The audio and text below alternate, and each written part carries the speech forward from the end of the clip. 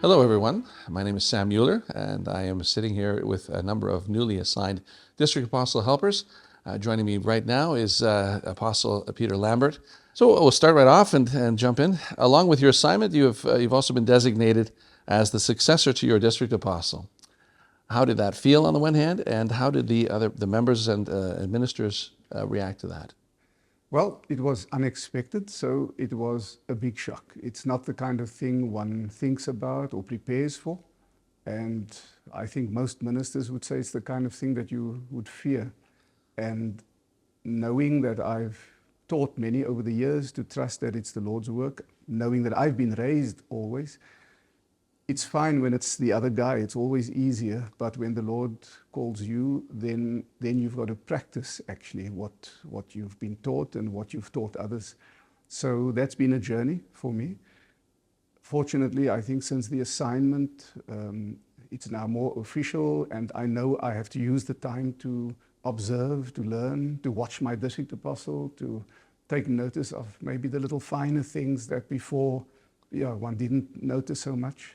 And there's more calmness, more focus on what the task will entail, focus on what I need to be, what I need to become. I mean, that one is a work in progress, I think, sure. Lifelong, but more so now for the task. Mm-hmm. Yeah. So how did the ministers react? I must say I've only had well wishes, positive feedback from those who spoke to me. And what touched me, one or two even said to me, "Thank you for accepting," which made me think that there are those that realize that it's not, as some might think, a promotion, something to some kind of reward, but actually something that most guys would not want, and that there are members that say, we know that and we pray for you. That means a lot to me. That's a beautiful sentiment. Yeah. Yes. Yeah. So you've also worked together with 3 district apostles. What experiences do you take from this for your task? And who has influenced you and how? In a nutshell, all 3. I had very little work experience actually when I was asked to come and work for the church, to become responsible for the music. So I was about 2.5 years out of university.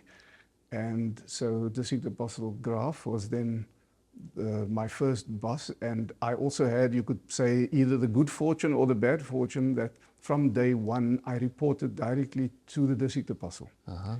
It came with wonderful benefits because I could learn, but it also came with a lot of pressure. I felt the heat very often, but in hindsight I can see the hand of the Lord. And I think the one thread that runs through the 3 district apostles that I've worked with, obviously, is their absolute unity with the chief apostle, uncompromising. And to me, that was always a wonderful example. The other one that stood out was that each one was different, and yet the Lord fulfilled His purposes in and through each one of them, and that they allowed God to use them as they were. And they brought their dimension, their perspective, their gifts, their talents, and yet with an absolute respect for the predecessors and for the history and the heritage of God's work. And that's made me, I think, also develop this big awareness. We live in a time often where people, maybe younger people too, would like to revolutionize things and change things overnight. And to revolutionize things, you need a broad range of powers. But I also believe you need a broader perspective. Your vision cannot be narrow when your powers are broad.